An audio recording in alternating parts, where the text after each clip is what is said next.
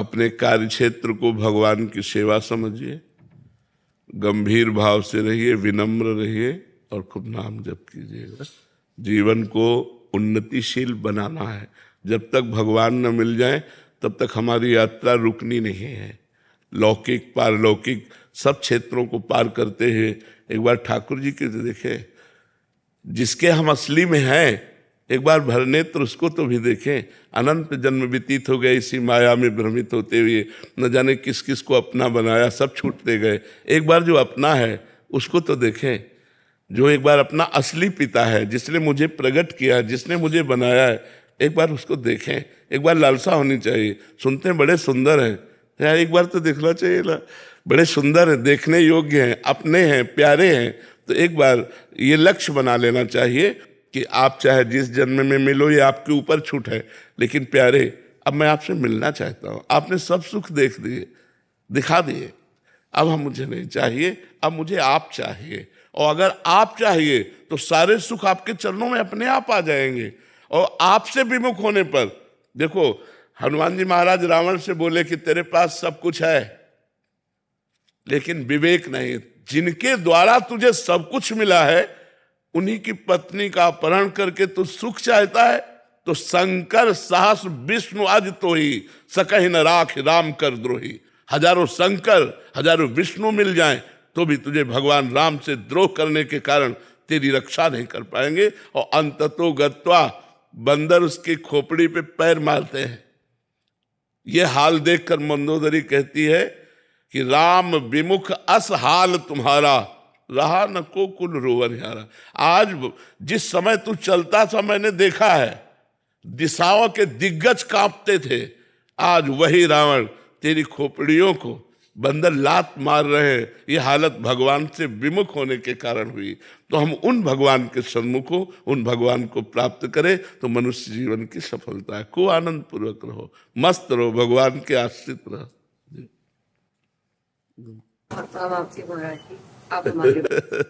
हम सब श्री जी के हैं। हम एक छत्र के नीचे हैं, जिसका है नीला छत्र है ना, नीला छत्र है ना आकाश, हम सब उसी के बच्चे हैं, हम उसी के हैं। हाँ, आगे का मार्ग आप नहीं जानते तो हम आपका हाथ पकड़ लिए, हमारा कोई हाथ पकड़े है, उसका कोई हाथ पकड़े है और उसका वो हाथ पकड़े है। ऐसे हम क्रम से जा रहे हैं। इष्ट आचार्य गुरुदेव उन्हीं के बल से हम जा रहे हैं। ये जो परंपरा बनी है वो ऐसे ही बनी है कि हम आपका हाथ पकड़े हैं लेकिन मेरे में सामर्थ्य नहीं, मेरे गुरुदेव मेरा हाथ पकड़े हैं। लेकिन मेरे गुरुदेव आचार्य का हाथ पकड़े, आचार्य इष्ट का हाथ पकड़े, तो मतलब हम लाइन में ही हैं, हम वहीं पहुंच जाएंगे। जय जय श्री हरि।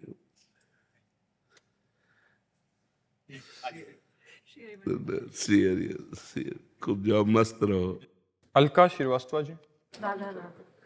राधे राधे महाराज जी। महाराज जी, योग क्षेम मतलब जीवन यापन से जुड़े खर्च की चिंता बनी रहती है, इससे ऊपर उठने के लिए महाराज जी क्या करें? आप बताइए, आप दुख प्राप्ति की चाह करते हैं क्या? कोई स्वयं प्राप्त होता है ना, ऐसे सुख प्राप्त हो जाएगा जो आपके भाग्य में लिखा है।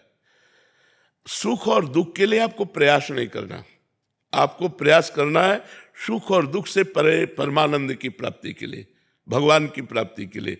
यदि आप भगवान की प्राप्ति के लिए प्रयास करते हैं तो आपको योग क्षेम की चिंता नहीं करनी पड़ेगी, क्योंकि स्वयं ठाकुर जी कह रहे हैं अनन्यश्चिन्तयन्तो माम ये जनाः पर्युपासते तेषां नित्याभियुक्ता नाम योगक्षेमं वहाम्यहम्।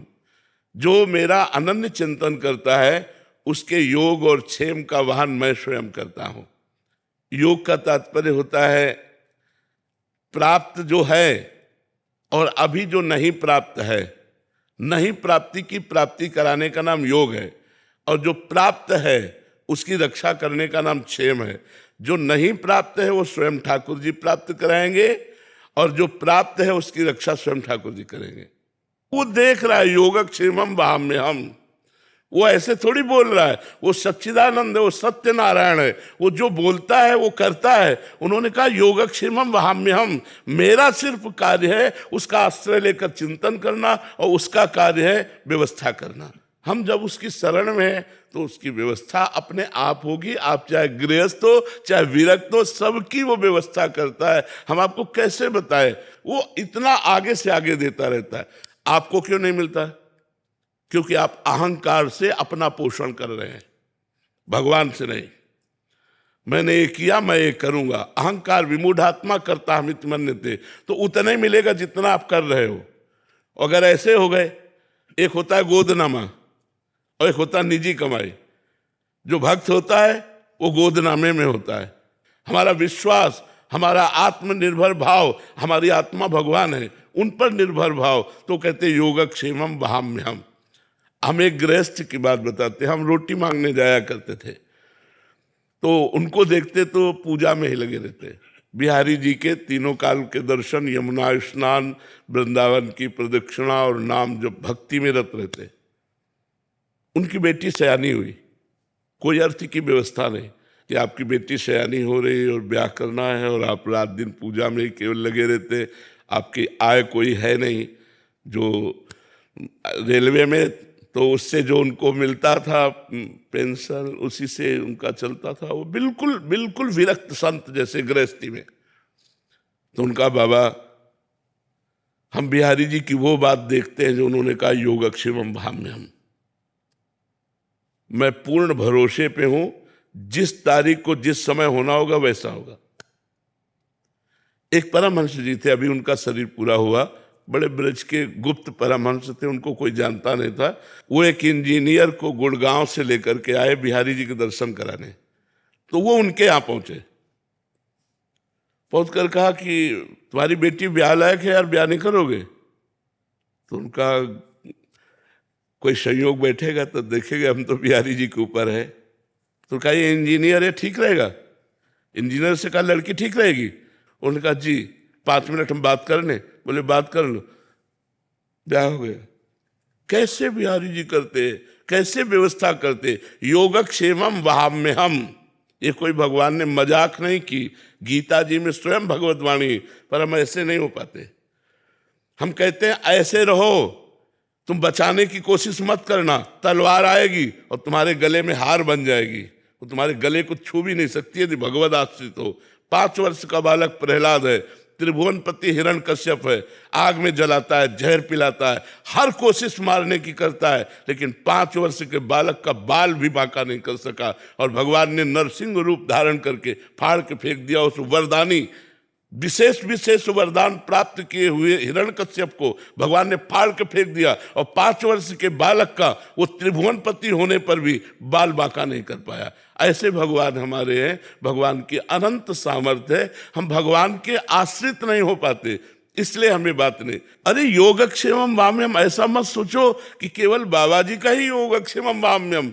भगवान अपने भक्त का योगक्षेमम। अर्जुन बाबा जी हैं क्या? अर्जुन के रथ की बागडोर पकड़े हुए अखिल ब्रह्मांडों का नायक वहां बैठा जहां अर्जुन की जूतियां है। रथी जब खड़ा होता है तो उसकी पादुका जहां होती वहां सारथी का निवास। कौन है? ध्येयम सदा परिभवग्नम अभीष्ट दोहम तीर्थास्पदम शिव विरंच नुतम शरण्यम भृत्यार्तिहम प्रणत पाल भवाब्धिपूतम वंदे महापुरुष ते चरणारविंदम। जो भगवान शंकर ब्रह्मा आदि हैं, जिनके चरण रज की वंदना करते हैं, वो भगवान श्री कृष्ण है। और बैठे कहाँ है? सारथी बने बैठे हैं। तो हमें विश्वास होना चाहिए, विश्वास के बिना भक्ति नहीं और भक्ति के बिना सदगति नहीं। इसलिए चाहे गृहस्थ हो चाहे विरक्त हो, भगवान पर विश्वास करो, उसका चमत्कार देखो, उसका चमत्कार देखो, भगवान कैसे रक्षा करते हैं। महाराज जी, आपने बोला कि अप्राप्त की प्राप्ति और जो प्राप्त है उसकी रक्षा करते हैं प्रभु। महाराज जी, यहाँ जब मनोकामना वाली बात आती है कि हमने भगवान से मांगा फिर दिया नहीं, क्यों दे? भगवान तुम्हारे नौकर है। तुमने तपस्या की, तुमने साधना की, तुमने उपवास रखे, तुमने व्रत रखा, तुम तीर्थयाटन किए, तुम कितना नाम जप किए, क्यों दे दे? हमने बताया है कि 2 प्रकार से भगवान देते हैं। एक तो होता है अपनापन, जैसे ये हम दुनिया जो है हमारे भगवान की एक दुकान है, मेरे मालिक की दुकान में है सबका जीवन खाता। अब इस दुकान पर जब हम जाते हैं और हम कहें जरा सोने का हार दिखाइए, लीजिए, पैसा आपको देना पड़ेगा। अच्छा, घर का आदमी गया और उसने कहा ये हार तो हमें बहुत पसंद है, ले लीजिए। उससे पैसा मांगेगा क्या? तो या तो भगवान के बनो, तो आप मेरा स्वामी है, मैं उनका दास हूं, वो मेरा पिता है, मैं उनका पुत्र हूं, जिधर चाहूं, जो चाहूं, जब चाहूं, जहां चाहूं वहां उपस्थित करवा दूं, क्योंकि वो अखिल सामर्थ्यशाली है। या तो घर के बनो, उनके दास, उनके निज जन बनो, उनके सखा बनो, उनको प्रीतम मानो, और या फिर तपस्या करो। तपस्या करो और फिर भगवान से चाहो तो, जैसे श्री ब्रह्मा जी ने कर्दम जी को आदेश किया, जाओ गृहस्थ धर्म स्वीकार करके संतति उत्पन्न करो। श्री कर्दम जी ने सोचा, बहुत ज्ञानी महापुरुष थे, तो उन्होंने 10,000 वर्ष तपस्या की। दाहिने पैर के अंगूठे के बल खड़े होकर हाथ उठाकर 10,000 वर्ष तपस्या की। भगवान प्रसन्न हुए तो उनका, मुझे मेरे योग्य पत्नी चाहिए। तो आदि सम्राट महाराज मनु की पुत्री देहूति, भगवान ने कहा वो परसों आएंगे और आपका ब्याह कर देंगे। पत्नी भी चाहिए तो 10,000 वर्ष, तो कलयुग में 10,000 वर्ष तो जीना नहीं, 80 वर्ष जीना यार। 10 दिन तो भजन करो, कुछ चाहिए तो भजन करो। ऐसे थोड़ी कि बोल दी जाके कि तुम्हें 100 किलो लड्डू खवा दे, भूखों मर रहे हैं। अरे पूरे विश्व ब्रह्मांड को भगवान पवार है। अच्छा, ये काम नौकर से कहा जाता है। मालिक को तुम नौकर समझ रहे हो कि तुम्हें 50,000 का फूल बंगला बनवा देंगे, हमारा काम कर दो, ऐसे नहीं होता। या तो इतनी तपस्या हो, आपका भजन हो, व्रत उपवास हो, तीर्थयाटन हो, तो मांगिए, अनुष्ठान कीजिए तो पूर्ति होगी। या आप भगवान के बन जाइए कि नाथ आप मेरे स्वामी हैं, मेरी आवश्यकता है, तो भगवान उस आवश्यकता की पूर्ति निश्चित करेंगे, निश्चित करेंगे। विश्वास कीजिए। अगर दो में से आपका कोई न तप है और न संबंध है तो ऐसे मांगने से नहीं मिलता। ऐसे मांगने से तो सब लोग मांगते रहते हैं भगवान से, ऐसे थोड़ी सुनते हैं भगवान। हमारी बात मान लो, भगवान को अपना मान लो। अपना मानने में क्या जाता है, वो तो अपने है ही। और फिर प्यार से उनसे बात करो, वो सुन रहे हैं, मान लो छवि के सामने ही आप ऐसा। हमने आज तक देखा है कि 1 सेकंड में हमें उत्तर मिला है, हमारे हृदय में ही 1 सेकंड में उत्तर आया। अगर हमने कोई प्रश्न किया अपने ठाकुर जी से, कोई बात की, एक तो ऐसे चांस ही नहीं आते, 1 सेकंड में निदान मिला है, 1 सेकंड में निदान मिला है। वो सुन रहे हैं, आप जहां से बोल रहे हो वहीं बैठे सुन रहे हैं, लेकिन आपका परिचय तो होना चाहिए। आपने परिचय तो संसार में किया, भगवान से परिचय किया नहीं। भगवान को केवल एक माना अपनी वासनाओं की पूर्ति का क्षेत्र, सो ऐसा नहीं है। वो भगवान है, बहुत चतुर है, बहुत खिलाड़ी है, ऐसे हाथ में आने वाले नहीं हैं।